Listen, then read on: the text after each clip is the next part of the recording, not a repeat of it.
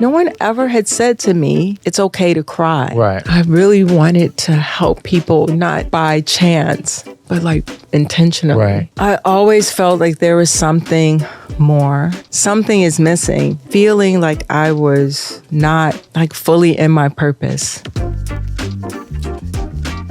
Ever since doing eye gazing with you, like I feel like we can just like let loose. We can really just, the first one you had me do with Mike. The next one with Cindy, you really like pushed my limits in terms of like eye gazing, or at least expanded what I thought were my limits. Yeah. Especially that second one. That was like a 20-minute eye gazing session. Yeah. Yeah, and actually I forgot the really the most impactful one was the one I did with your son, Justice. Yeah. It was intense. Yeah. It was a lot. That was intense. Justice is still. He locks in. He's still intense. He locks in. I don't Yeah. think that was that something you noticed early on? He was always like that. Always like that. Like he came out of my vagina with like this. Like, No way. Are we eating or what's going Right, on? right. What is it? Was he late in your pregnancy, or was it early or on time? He came right on time. No way. Right on that time. big, right on time. Because you told me it was like obscene how He big was he 10 was. pounds, 1 ounce. 10 pounds, 1 ounce? No. Full head of hair? Full head of hair, bright blue eyes, and was just like. He cut the umbilical cord. Right. He was like crawled up my belly. And He was like, let's go. I'm hungry. Let's What go. are we doing? Yeah. And you did it with your, was it a Kung Fu master or like a Shaolin? Like the story? My Shifu. Shifu. Yeah. And Shifu. was right next to you. Yeah. Shifu Shi Yanming is a 34th generation Shaolin monk. Okay. And like he was my teacher. And so. One of your teachers. One of my teachers. And I was like, will you be there with me? And he was like, birthing center, like not a hospital. Birthing, yeah. It was Elizabeth Seton Childbirthing Center. Before. Still around? No. They're killing all the. Yeah. It's like gone. Yeah. Right. It's like affordable. Right. Care for women. Right. Safe. So, safe. Right. Affordable.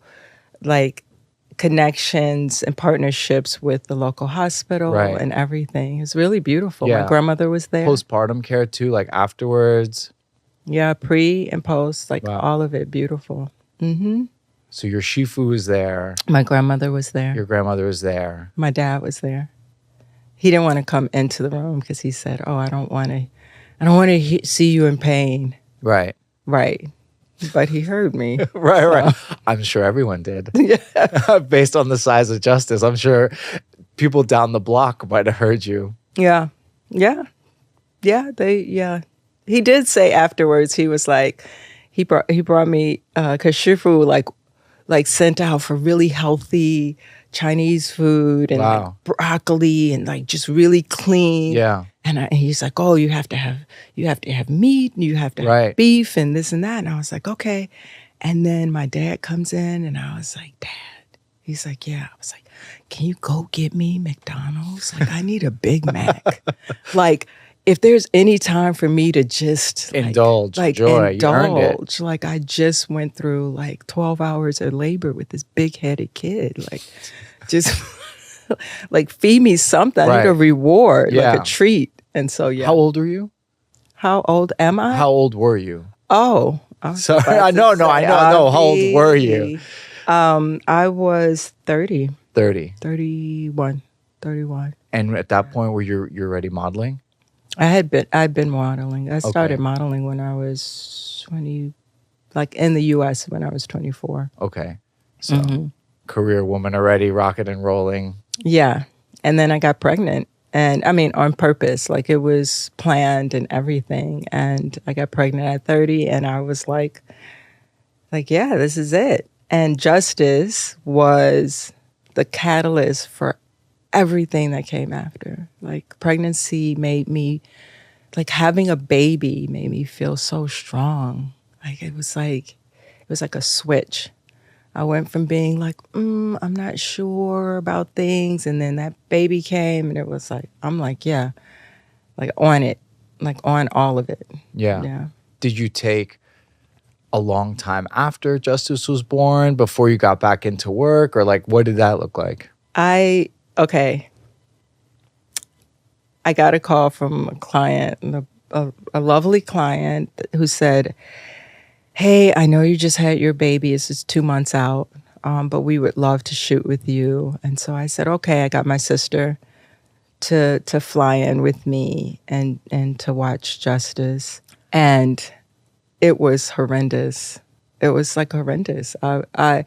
It was one of those things where I was like, wow, this is not the best choice, right? Because I had to fit into clothes, and it was like they were cutting out the backs, and my feet were bigger. I feel like I had a third knee. It was a lot going on, and I was like leaking and all of this happening, and I had to pump, and like. But they obviously knew you just had the baby, so there was a little bit of like grace with that, or not really? Yeah, no, they were great. They were great. They gave me so much grace. They were so super sweet. But for me as a woman, like to have to put myself, like that choice to put myself in front of a camera and squeeze myself into this, and really just, I didn't feel my best. Right. And so I did that, and then I didn't do anything else for another like 7 months. Okay. Yeah. I was like, let's just pause. Like, I don't need to do this to myself. Yeah. Yeah. Yeah. And Justice, from, everything you've told me and knowing him, you said it was intense. Like he was an intense off the bat baby, and require, obviously all babies require everything. Yeah. Yeah. Justice was a little, because like, what can I compare it to, right? I had never had, it was like my first baby. And he just seemed really strong. And even like on his chart, like when he was born, he was almost 2.5 feet long. Wow. So that's just already, and 10 pounds, 1 ounce. Yeah. So I gave birth to a toddler. Right. Like all the new clothes, I had to get rid of them. How old was he when he started walking? He was 8 months. Oh my gosh. And wild. I was like, stop. Right. Yeah. There's definitely instances with kids where you're like, why are you walking so? Yeah, it's exciting for a minute, and then you're like, oh, this has changed the game. I can't just leave you in this spot and go do something. Like, we're mobile now. Yeah. I was like, 8 months is ridiculous. It was ridiculous. That's not even. And he was so excited. He looked at me like, he did like this, and I saw him rise up, and I was like, oh my God. It was like he was going to show you something he already knew how to do. Yeah, it felt like Simba and the Lion King. Right. Like, ugh. And I was like, no, bro, not yet. Like, stop it. Like, what are you doing? And he just came at me. And I was like, oh my gosh. I actually might have pushed him down a little. Right. I might have been like, stop. Nudged him back to the floor. Right. Because I was like, once they go, that's it. Yeah. There's no turning back. Once they get that level, like unlock that power, that's it. That's it. And to this day, that's his nature. Yeah. Yeah. It's like going for it. Yeah. Yeah. And you felt that from the beginning on. From the beginning. And my sisters make this joke because they're like, oh, you were such Mother Earth and so gentle while you were pregnant, and it was so sweet, and you're like, oh. and then Justice was born, and you were tearing your hair out, chasing him around, and he was like a little devil. Yeah. He was. Yeah. It's everyone's like got a nice plan in pregnancy and all that. And then once you start kind of dealing with that early energy, I can't imagine from your position being a mom, it's obviously different, but it's intense, like right off the bat. Yeah. Yeah. Because it's like, I don't know, can I curse? Yeah. Yeah. Okay. It's like the shit hits the fan. Yeah. And shit is like great. It nourishes the soil, and it's really beautiful. Yeah. Right? Helps things grow. Yeah. But when it's happening, it's like, come on. Like he was doing so many things. Like he was the kid who got kicked out of everything. Everything. Like daycare or oh my goodness. And the teacher had to talk to me. Hey, can I speak to you about Justice? I'm like, oh. Because what would he do? He would just disrupt, or he just wouldn't sit down. He was just like constant energy. Yeah, he had his own way of seeing the world. Yeah. And that, like, following the rules, like in his mind, he also got sarcasm very early. Like he started talking sarcastically at like 2. Wow. I'm not kidding. And so he saw the world differently. And so in his mind, like, why do I have to do this? Right. That doesn't feel good. Like he was never wanting to be in that box. Right. And so would he get pissed if he was put in that box? Would he like not tolerate it, not handle it? If things weren't done the way he wanted them or saw them how they should be done, game over? Yeah, he was going to fight back. Like he was like that. And I remember one time, I think he was not even 1. We were at the airport and I had him in his little carrier or whatever, a stroller, I can't remember. And this actress was a well-known actress. She comes up to him and she's like, "Oh my God, look at you, little bit. He's so cute. Look at those cheeks." And she went to touch grab him, the cheek. and he was like, "No." And she was like offended. And she said, you know, he has so much anger in him. Oh my God. You have to be careful. This is not a good sign. Older actress? Like, has she been around for a while? She was old enough, right? Yeah. It wasn't like she was like a 16-year-old. Right. She was like a grown-ass woman. Yeah. And she's like cursing my child, right? It was in the airport? Was it on the plane? It was just as I had gone through security. So, like already. You're already activated going through security. It's already intense. Like, it's you're also going to the airport with your kids at that age is a lot. Like, it's a stretch already. You're already pushing the limits. Yeah. And then to have a actress well-known. Right. So everybody's looking at her and everybody's looking at Justice. Justice could care less. Of course. Justice was like, lady, whatever. Did you told Justice about, he knows obviously about he laughs at it. He laughs at it. What's the actress's name? I asked? I'm not Is it something I've seen? Have I seen it or? At the time, because this was like 20 years ago, she was in over 20 years ago. She was in some movies. In some movies. Okay. She was in some A-list? She was. All right, fair enough. Yeah. All right, we'll leave it at that. Yeah, she almost got her ass whooped though. Yeah, I bet. I mean, I'm just saying. Honestly, that's bold on her part. She clearly wasn't a mom. Yeah, I was like, who are you? Right. Like, get out of my face, lady. Like, I'm dealing with enough. Right.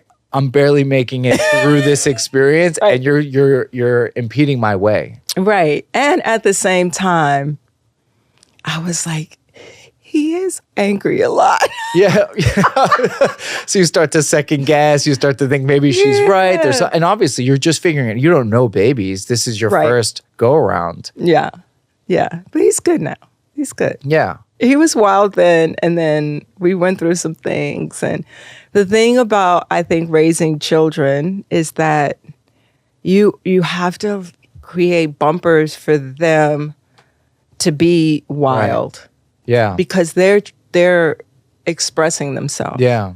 And so I just created those bumpers and I made sure that to give him as much space. Yeah. But also like boundaries and to make sure that he wasn't harming himself or anybody else. Right. Yeah. So. And you got to learn on the fly. Yeah, of course. When you're tired. Oh, and I would say to him, sometimes he'd be like, "Mom, I'm like, yo, I have never been a mom. Like, you're the first one. Right. This is my first go. Right. Phoenix, the next one was easier. Right. Yeah. Like, easy in a sense that I was just like, oh, okay, got it. And then when it's okay to pick the Cheerios off the floor and eat them. Man, don't even get me started on food off the floor. That is a constant day. I mean, my son just throws the food on the floor. Like, it's just constant. Like, if he doesn't get what he wants when he wants it, it's off the table and on the floor immediately. When did you then leave? Because I know fashion modeling was that stretch. And then when did you then start to move into something that maybe wasn't having to travel to go to these like exotic locations or other cities or like, Fashion Week in Paris or other places? Like, when did you start to transition there? I would say when really when Phoenix was born. Yeah. Phoenix was born 5 years later. And so I just was like, I can't do that. And I wanted for them to have stability. Yeah. And I didn't think it would be fair to take one with me and not the other. And so I started to think, like, what else do I want to get into? And I got into hospitality. Was it not necessarily, I mean, seamless is tough, but like, did it feel like you felt good being in of service of other people and giving people a certain level experience? Because I see that in you, that you like to take care of people around you. Yeah, I always was like that. It didn't matter, like, when I was in high school, on the track team, like after track practice, I would say, like, the football players had to take track. And so I remember times being like, oh, I'll do body work on you, because they just didn't stretch, or they're football players. So they would just get out there and run just because they knew they had to, but with no technique. Right. Like, talk about breath work, no breath work, no breathing, no anything. Right. And so their muscles would just be like strict, this. And so I'd be like, oh, I was doing body work. Wow.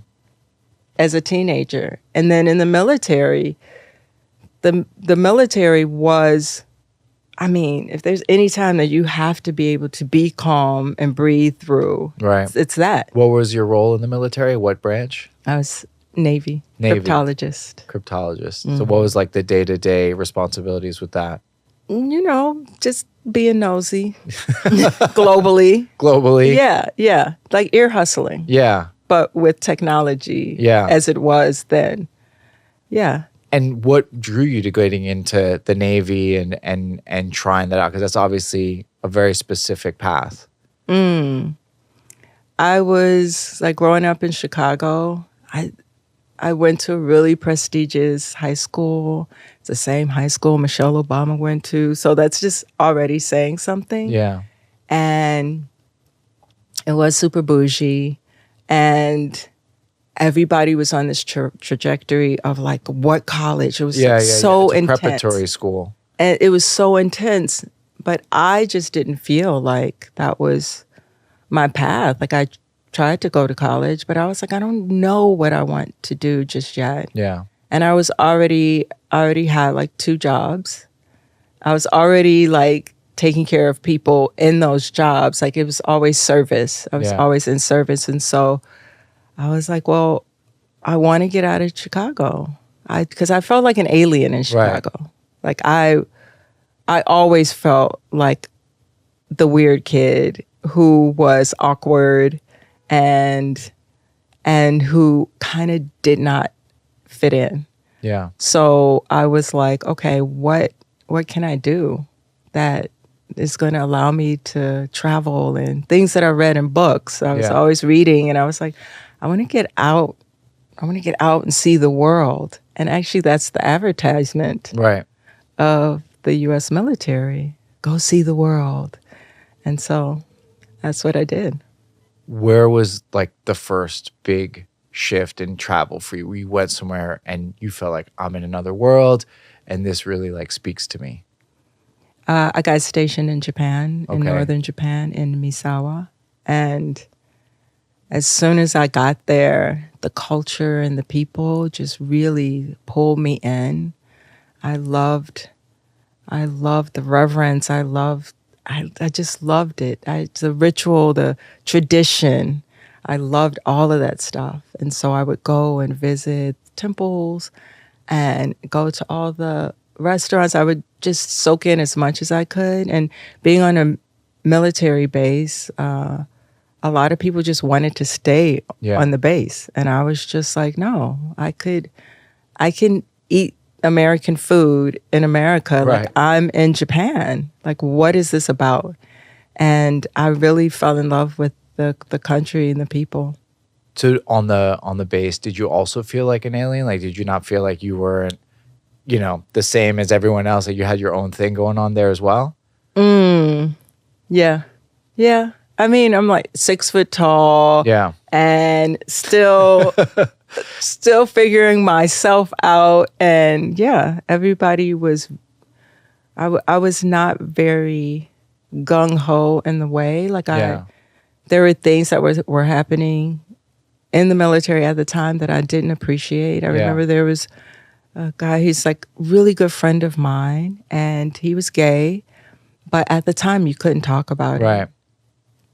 And he was really good at his job. I mean, I was really good as a cryptologist. I was like top of my class. Listen, I know, and we're going to get to that. I know when you do something and you put your oomph into it, like it gets done at a very high level. Yeah. He was so good. I mean, he to me was like the perfect military person. Also a cryptologist or? Yeah. And he was just, he made everything look so effortless. And he was a wonderful, wonderful man. And he went out, you know, on his own, minding his own business. And I think someone saw him at a club or something like that, at a gay club. And it's almost like, yeah, who saw you? Right. Right? Yeah. In Japan? No. This actually, yeah, it was in Japan. And they ended up kicking him out. Wow. And so for me, I thought that was horrible. Yeah. I didn't understand it. I was like, but you're saying that you want the best. And right. He is the best. Right. Like, why would you, like, because of his personal life? That's none of your business. Right. And so some of those things didn't jive with me. And also the fact that I was as a cryptologist, I was doing this extra thing that would have me on like ships, which at the time women were not on ships. And it was me in a room with a bunch of men, and they were brutal. Like the comments and the things that they would say. To you specifically, or just their like banter about the world and life? Things about women, like all of like really some of the comments, you know. Yeah. And the jokes. And I remember thinking like, oh, I could let this break me down, or I could take it all so personally, or I could just give it right back, you know. And that's what I did. Like, and they were surprised because I didn't take it offensively. I was like, oh, is this the game we're playing? Okay, great. Right. Do you think they were upping it because you were there, or you think that would have just been the way they operated otherwise? I mean, it's like military culture. Yeah. It's not always the kindest sometimes. Like very amazing men and women. Yeah. But also at the time, right? I can't speak to it now. Right. But the culture was very, very harsh. Yeah. Against women. And the roles that they could play. Yeah. Yeah. So then when you left the military, you moved to New York? I left the military. I went to Miami just for a month, and I was going to go to school to be a writer. I'd been writing since I was a child, and I wanted to like have a horse ranch. And my sister kept saying, because I'd done a commercial in Japan. So you were modeling then too. You were kind of Yeah, it was like there was some girl who she was the wife of someone who was in the military, and so she was like, "Oh, you should start modeling. I create an agency." And I was like, "Oh, okay, why not?" And I got this commercial, and that was great. It's like a really cool commercial, car commercial. And then for a Japanese car company. Yeah. I said something in Japanese. And no way. What did you say? I don't know. It was something almost like it's great or something, but I had to say it over and over and over and again. And it was so much fun. But then I get back to the States and I'm like, all right, I want to get my education. I want to work with horses. And so I convinced a man who had a horse ranch. I was like, look, I'll work for you for 2 months. You don't have to pay me. Just teach me how to work with the horses. And after 2 months, like, you can let me go or you can give me a job. Right. And he was like, you're gonna work for free? I was like, So but you live there though. but I was living, yeah. It's Yeah. like my sister was there, my eldest sister was there, and so I was like, okay. And while this is happening, my sister is still like, but you should go to these agencies. And so I went to see them, but I just thought that they were full of shit. Like I was just like, I'm not for this. Like I thought it was almost frivolous a little bit, Right. at the time. And so then I just was like, let me go so she can stop asking me to do this. Right. And then they're like, oh, come back. Everybody said. They were like, come back no. Come back and see so-and-so. But like 5 agencies said that. In Miami. Like, come back and see the person in charge. And this is in the 80s? This was in the 90s. 90s. So there's like Gianni Versace kind of time. There is a little bit of like a fashion scene happening there. A lot of photographers down there. Yeah. It's not the hot spot in terms of like nightlife party scene. It's a little bit more underground, but they had fashion going on. Yeah, they had a lot of fashion going on. And so I went, but then I was like, whatever. And I got a call like a couple weeks later and like, you never came back. Do you want to, I was like, oh, I thought you guys were bullshitting me. Right, yeah, And like, no. We want you to come back. Can you go for this commercial? And I was like, yeah, sure. And I went for the commercial and all the women looked so beautiful to me. Like I really felt like I could not compete. I had on jeans and a white t-shirt. And you didn't get the commercial yet. You were going for the casting for the commercial. I was going for the casting for the commercial. And I walk in and it was like, big hair and boobs and makeup. And here I am just fresh out of the military. Right. Coming off your horse ranch. I mean, come on. And then I got the commercial. No way. And it was a national commercial. How many people were there? How many people were you competing against? Oh, it was hundreds. That's crazy. Hundreds of women. What was the commercial for? It was for Dark and Lovely. That's what I had to do. And they paid me I was like, wow, I got paid to do this? Wow. And I got residuals. That's when I learned about residuals. Wow. And I went to the agency to show them that they cut my hair off because I didn't have any product in my hair. Yeah. And they were like, lovely virgin hair. And so, of course, they put product in my hair and they did all these things and cut it. And I went to show my new agency. And there was this British woman and she was like, hello, darling. And I was like, hi. And she's like, oh, you're gorgeous. And I was like, thank you. She said, what are you doing here? And I was like, oh, I just came to show off my hair. Right. And she goes, no, what are you doing here? And I was like, And she's like, you need to be in New York, darling. And she worked for Ralph Lauren. Okay. In New York. And so the next week I flew to New York. No way. And that was how my career started. Wow. Yeah. And I thought I was going to be in New York for 3 months. No way. 30 years later. 30 years later. Yeah. And then when she has you come to New York, is it like just to come walk the runway for Ralph Lauren, or was it to do prints? Like what was the next kind of like part of her story with you? She just was like,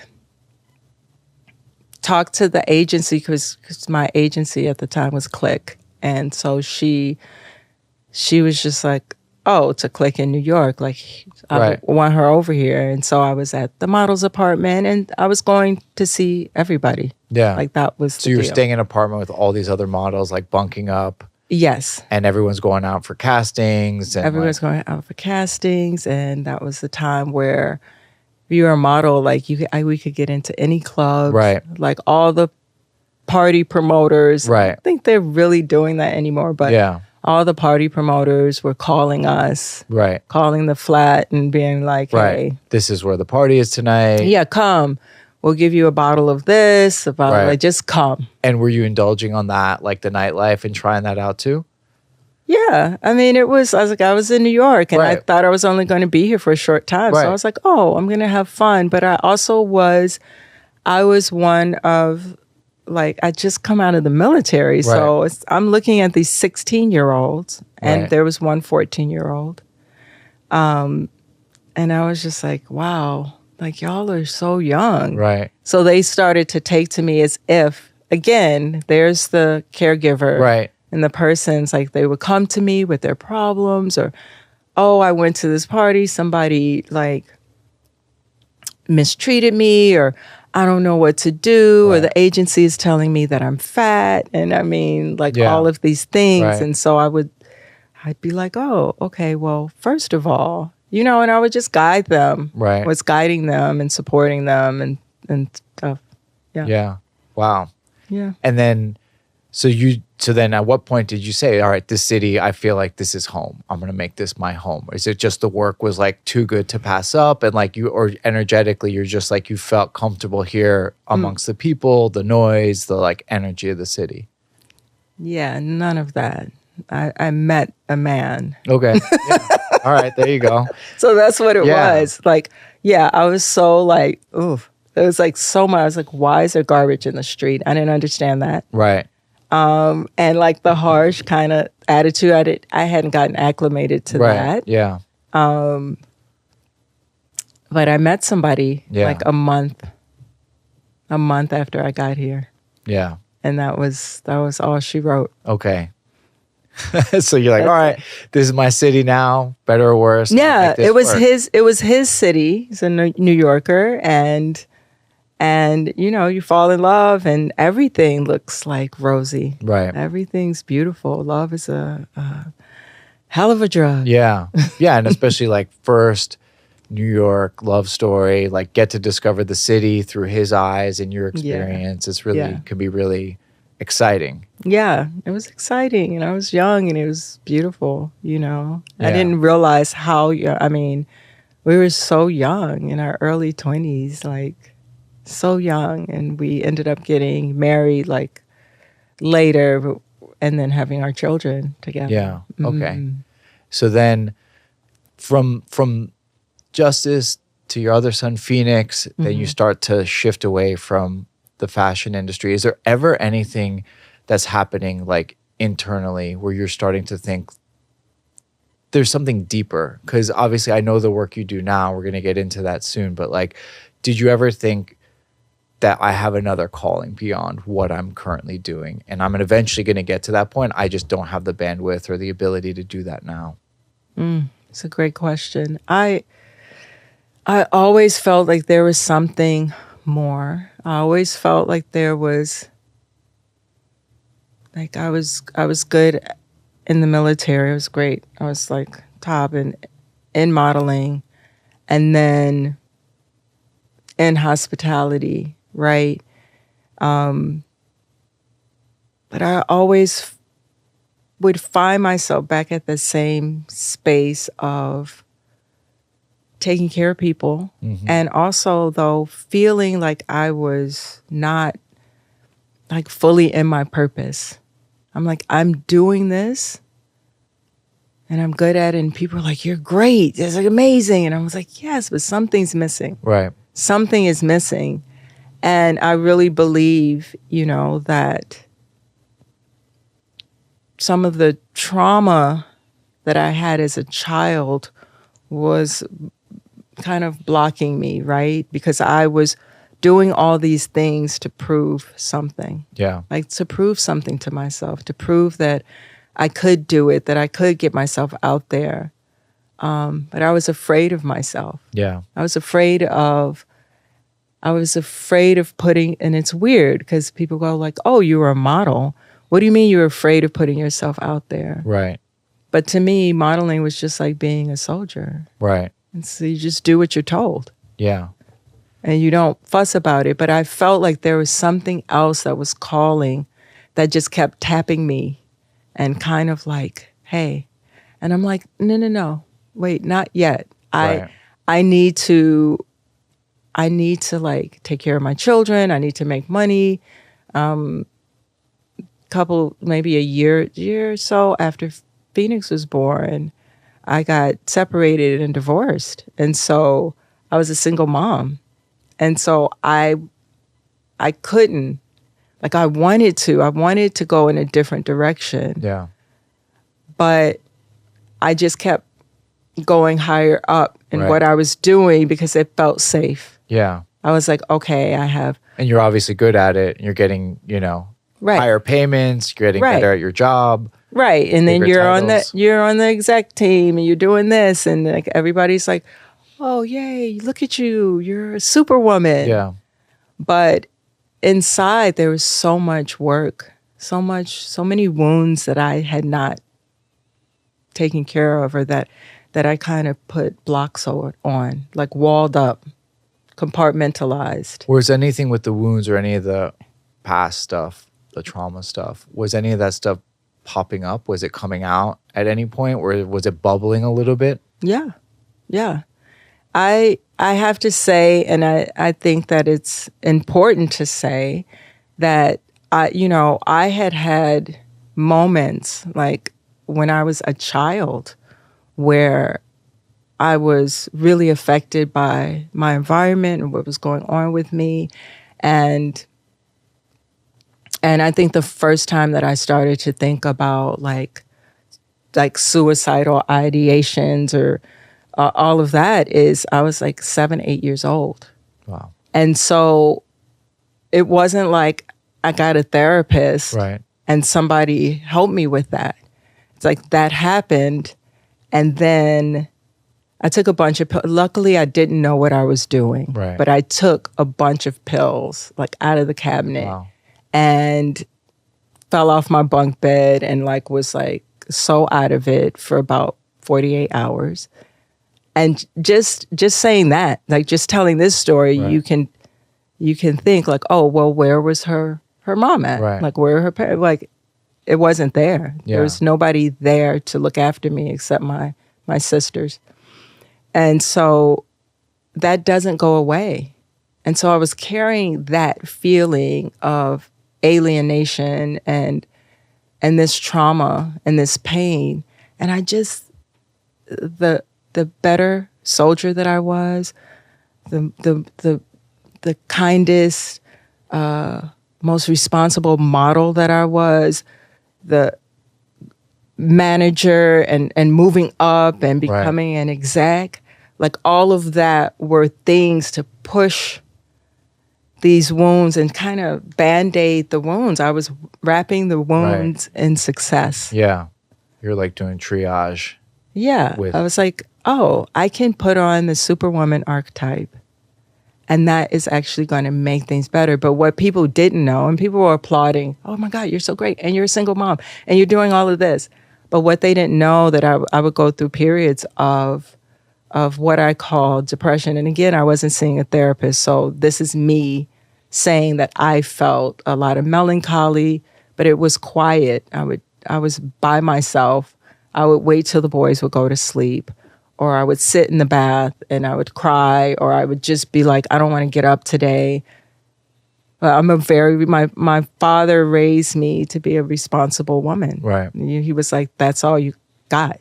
Like, don't rely on your looks. Be responsible. Be about your word. And so that just kept driving me to get up and do it. And still, it's like pushing everything down. Right. And in the positions you were with the hospitality group and being a model and obviously being a mom, you have to like put your best face forward for everyone else. Then when you have those quiet moments at night, that's your only time to really be vulnerable. Yeah. And you're holding space. I know how you are in the hospitality group you work with. I mean, we talked about it before. You're everyone's therapist at your jobs, no matter what. No matter what. People would come to me. I mean, they always have come to me because when I walk in the room, there's this feeling of, oh, she's gonna get it done. Like whatever it is, it was always like that. It was like that in the military, it was like that modeling, and it was like that in hospitality. Yeah. It's like, Dãmasa is here. Yeah. She's going to take care of it. And my kids believe that. My family believed that. Friends, everyone. Yeah. And that's what I did. Yeah. Yeah. And so at what point, was there a moment where you started to allow that inner voice to like come out, where you're like a day or a time or a trip or like a singular experience that you could put your finger on that you're like, all right, the trajectory's got to change now? Even if that still means, because I know you stayed, you had still 2 young men to take care of. When we met, you were in hospitality still, but you were branching into the wellness side because that was how we met, you know? Right. It's like, what was the shifting point for you? What was the breaking point? The shifting point, there were actually, I would say, two points. The first point was a good friend of mine had said that his masseuse was coming. And he was like, Dãmasa, you really need to get you need to get a massage. Like, you need a massage. Like, you're running all this stuff. Because of the state you're in, and also the masseuse was amazing. Well, yeah. And it was a guy from Paris. And I was just like, sure. The masseuse or the guy? The masseuse. Okay. And so I said, well, whenever he's in town, like, let me know. But he goes, yeah, he'll come to your house. And I was like, oh, that's great. Yeah. Right? Because, especially working nightlife, I didn't want to have to get off work at like 5, 6 o'clock in the morning, take my kids to school, and then go to a session. And so I was like, great. Kids were at school. He comes and he's like, oh, the first part of massage, you're going to have just like clothed. And I was like, oh, that's weird. I never had that. Right. Like, it's always like regular massage. You take your clothes off. And he was like, and I was like, oh, well, where are you going to put your table? And he was like, no, just the floor. Just have a blankets and sheet and a pillow if you like. And then, so he's doing this massage, and then he puts his hand on my abdomen. He starts to massage, like, just my organs.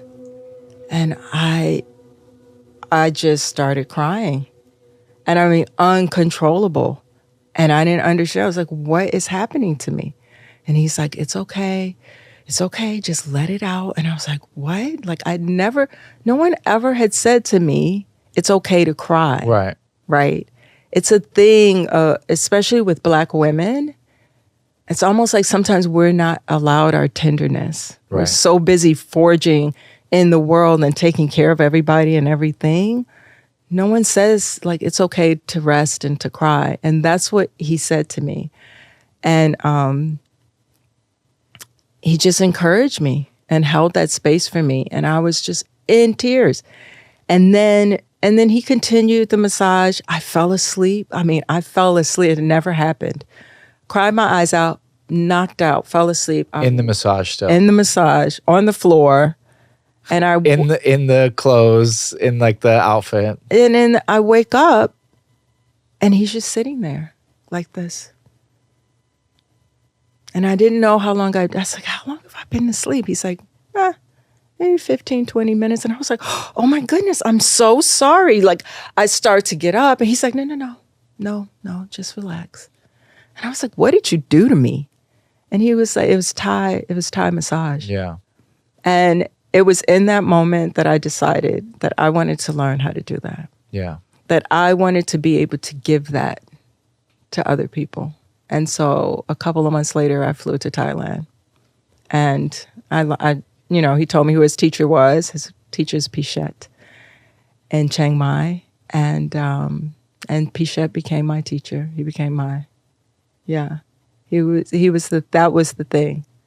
That was the beginning of me doing hands-on work with people, and I feel like it saved my life.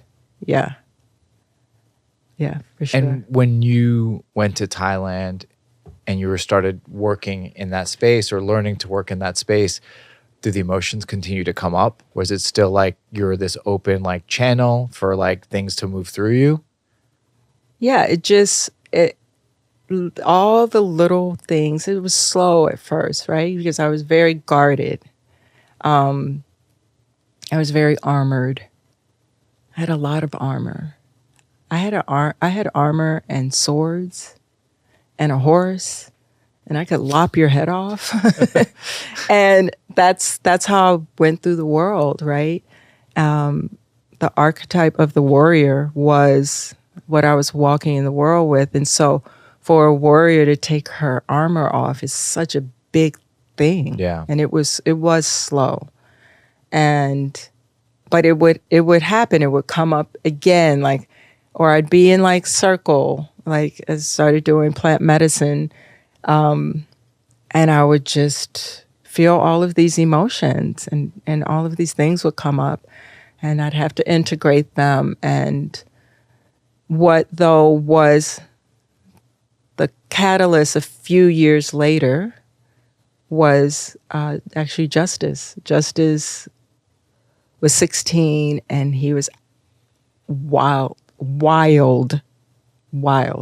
Like he was getting into a lot of trouble and like he was out in the streets and I didn't understand it. I was like, I did everything. Yeah. Like we were living in Park Slope. Like what? Right.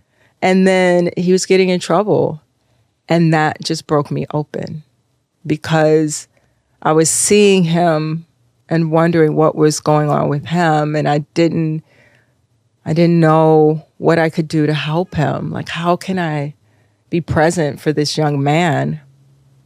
And he did something. I was so angry with him. And previously I'd be like, okay, I'm going to handle it. We're going to handle this. It's going to be fine. But this particular time, and maybe it was because of the work that I was doing, right, that it was on the surface and I couldn't hide it anymore. Yeah. Like my frustration, my anger, my sadness, like all of it. And so I had like what I call a breakdown in Sunset Park, where I just was screaming like, I can't hold this anymore. Like I can't do it. I can't. And he was like, no, Mom, it's okay. And I was like, it's not okay. I'm not okay. I was like, I'm a real person. Like, this is hurting me. I'm hurting. And he was just so shocked. Him and Phoenix were like, Mom, because they'd never seen me lose it. Yeah. But I had to break open. Yeah. And I believe that is what saved me and what saved him. Because afterwards, after like snot and tears, and I was knees were dirty because was down on the ground, like beating the earth, like I can't handle it. And you're like screaming. And they were just like, what is happening? And then, so the superhero, right? Like that, it just broke away. It was just like, and I was just a human being. And I was like, you guys, I don't always know what to do. Right. And I talked about the times that I felt depressed. I talked about the times that I had actually like considered suicide with Justice, not Phoenix. Right. Phoenix was too young. But Justice and I stayed up and we talked for 3 hours. Wow. And we were really honest with each other. I was very open and honest with him about a lot of things. Yeah.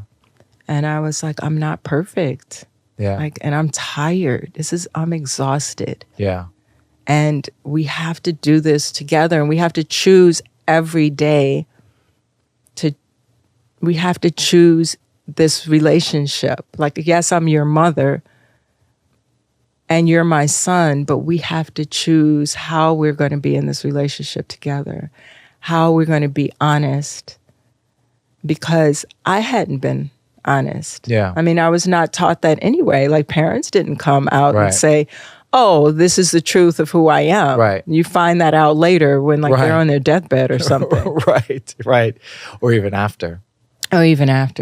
And so that is what, after that happened, and we together, he and I, like really were in this beautiful partnership of care. Yeah. And how we wanted to be as human beings in the world, in this world together. And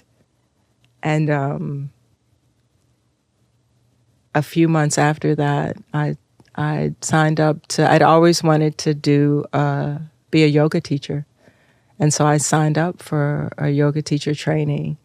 And I'd spent all of my money, all of my savings, all of my retirement money to keep my son out of jail. And I just had this little bit left. And I was like, I'm going to do something for myself. And so I paid for whatever it cost for my certification to become a yoga teacher. Wow. And that was the road, that was the way. And I think maybe a year later, I went to Peru and I sat with, grandmother medicine with ayahuasca, and I just was like, this is my purpose. Yeah. I really wanted to help people, not by chance, but intentionally. Right. But also it all came from me wanting to save myself and my son. Yeah, and that was the catalyst for where I'm at now. And in the ceremonies, it was really clear. There was no way to confuse the message that you were getting, the download.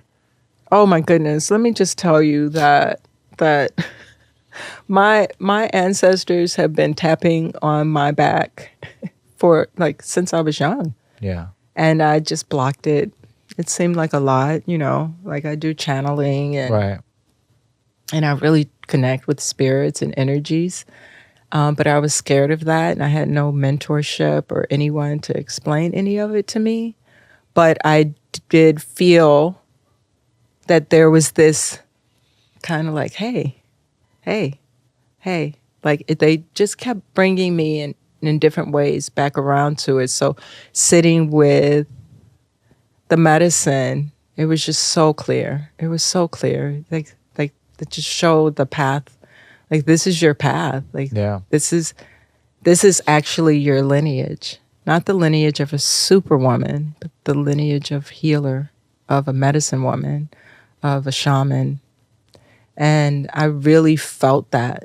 I felt them around me, even in Peru. I felt these women who that is what they did. And I was like, all right, let's go. Let's do it. And then I think it was maybe 6 months later, I left the hospitality group.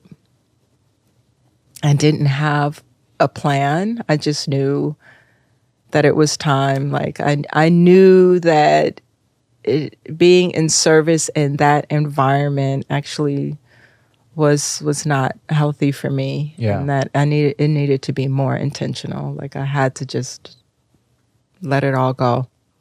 Let it burn. Yeah. Yeah. And then the pandemic hit. Which was great. Yeah. And you've been able to, great as in terrifying. Yeah, but you've learned it. You have a lot of teachers. Yeah, I have so many teachers. I was, Pichette was my teacher, and all the folks that I learned from, and getting my yoga certification. I spent time in Bali with Alicia and Oliver, who were really great, also instructors for my advanced yoga teachers and my training there. And Elder Malidoma, I've spoken about. Yeah. He is actually the one who introduced me to ancestral work. It's at his feet. And I would say it's 2 years ago, maybe over 2 years ago, that I met him. And he started talking about, hey, and he starts off the conversation with the group of us we were there for elemental or ancestralization, right? And he was like, if you're here, you've probably been one of those people who, even as a child, felt like you were an alien and felt. You're like, hello. I was like, yep, that's me. And he's like, and felt like you were, that there's this other realm, this other energies or things that are talking to you. You might have had conversations with animals or plants and I just started crying. I was like sitting at his feet and I just started bawling. And I was not the only one. Yeah. There were several of us because it was like finally I'd gone through all these modalities, but I was always like, what is in my tradition and my culture? And where was this in the world? This was in Asheville. Asheville. Yeah. And he's from Burkina Faso and in West Africa. And so he was bringing those technologies and cosmologies to us here in the U.S. And it was just a revelation. What were the technologies? Like, what were the ceremonies? What was like the vehicles that he was teaching you guys? So the first thing was, I'm trying to see if I did ancestral. I think I did the ancestralization initiation first, and it's to connect with your ancestors. Is it through a ceremony, through drumming, through? It's a 5-day thing. It's a 5-day initiation where you really are calling in to ancestors to honor and to ancestralize. And then there's rituals that you do around that. And so that was really beautiful. I ancestralized my grandmother and my dad. And it just creates this bond and this communication. And he talked about how, it takes over 2,500 ancestors for me to be in this world today, right? That's a lot. And where does that energy reside? It's in our bones. It's in our DNA.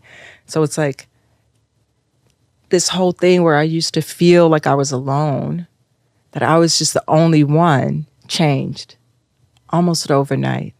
Because he's like, you have energies and people who walk with you. Your ancestors walk with you, right?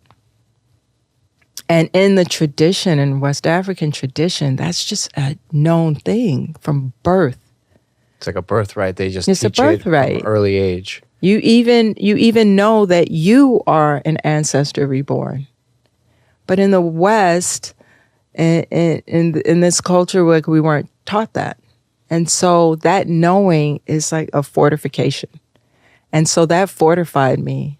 And I can tell you from that moment on, I've never felt alone. Like I might get sad. I might get a little melancholy, but I don't feel depressed. Because I'm like, oh, I have people. Like, my people walk with me every day. And I go to my altar. So I learned how to create an altar. I learned how to work with elements, with nature, with fire, with water, with mineral, with the earth.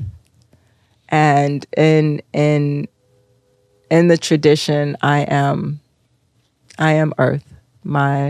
I'm earth astrologically because I'm a Taurus. Hey, Taurus. But also in the Dagara tradition, I'm also earth. I'm earth clan. And so I hold that. And so I can go to the water. I can go and be with the earth. I can go and be like the mountains in Denver are great. And that makes me feel really like rooted. Yeah, I feel rooted and contained, yeah. In terms of the work you're doing now, like what you're putting out there, like how you're connecting with people, I know it's intimate and I know there's a lot to it. Anything in particular right now that you're working on that you feel really good about? You feel like it's complete alignment for you? Yeah, right now I'm really working on how we as a people can connect our spiritual practices and intimacy. I feel like for me, sacred touch is really important. And I feel like it's something, especially as a Black woman, we're not always allowed to tap into. And so that's the work that I'm doing with my clients now. And I'm also doing a lot of work around grief. Yeah, like holding people in grief and witnessing grief and honoring grief and death, because it's a part of life. Yeah. And so that work has really been my focus these last couple of months. Since Burning Man? Oh my God, Burning Man. Burning Man was great. Burning Man was such a spiritual experience for me, to be on that land and to sit in ceremony out in the desert and have the grandmothers and grandfathers of the land to grace me with their presence and to honor the people who are caretakers of that land. And that's the Paiute people, have been taking care of that land for 10,000 years. Wow. So a lot of people came to Burning Man and they're like partying, they're doing all of that stuff. But I was really there to hold space for people and their grief, but also to connect. Yeah. To connect with and honor the culture and the tradition. You're very special. You are. This has been really special for me. I know I've talked to you often about your stories and we've shared some moments together, but I really, really appreciate you, not just for doing this today, but just for who you are at your core, and always being there for me to help me whenever I need it. And I know you're one of the people in my life that I can always contact no matter what's going on in my world. And also too, now as a new dad, just having our chats about parenting and everything. I know we ended up talking about that a lot today. And it was unintentional. Really didn't even know where we were going to go with it, but it was helpful. It's always helpful to hear the authentic, real interpretation of that, and knowing your kids are not kids anymore. They're grown men. Justice is here in New York and Phoenix is in Japan. Just seeing who they are as people in the world. And, I shared and we talked about, I don't even know if it got on this or not, a really intimate night with you and your kids and your friends in your space. It was really just, it's a testament to your work as a parent and the love you put into that household. To see them and to really just interact with them and just really connect with them. When I met you and Justice, it was the same night. We met at the same time. I met I think he was just getting back from Paris. He'd been there modeling. You were running, events at the bathhouse in Williamsburg, and that energy was just you could just feel it between the both of you, and the connection, the love, and to now hear the real story and what it's really about. Means the world to me. Oh, thank you. I love being a mom. I love I love doing the work that I'm doing now. It almost doesn't even feel like work. It feels like a gift. I'm so grateful. I'm grateful that those two spirits chose me to be their mother. And I really feel like they actually inspire me to be better a human being out in the world. And I love that we're each other's examples of how to be. And it hasn't been easy. I tell people all the time. I know people see from the outside. They're oh, this is so great. But I'm no, we work at it every day. We choose every day. To be connected and to be open-hearted and to just love and to have that as the vibration. So it's Avi, you're great because you taught me breath work and I mean, you already had work. I maybe showed you a modality or two, but you had it. I mean, it was nothing I had to like, just to share the space with you and just to do things with you, like whether it be Tulum or anything. Really, it's just amazing to like share that space with you and that connection. So, you know, I look forward to doing more things in the future with you. You know, personally, professionally, intentionally, and just having those moments together because they're like the best part of this kind of work. Is there anything else you like want to share, or I hate to use the word promote, but like, is there anything else that you want to put out there before we say goodbye? Wow. What would I want to share? Well, I would say to anyone listening, or watching, or I don't know how this is going to end up. All of it is if you appreciate and you have been cared for or supported, loved up on by a Black woman, like pay her, grant her, promote her, support her in what she's doing. I really, especially in these last couple of days, it's like, oh, Black women are so great. Yes. Okay, pay us then, like fairly. Yeah.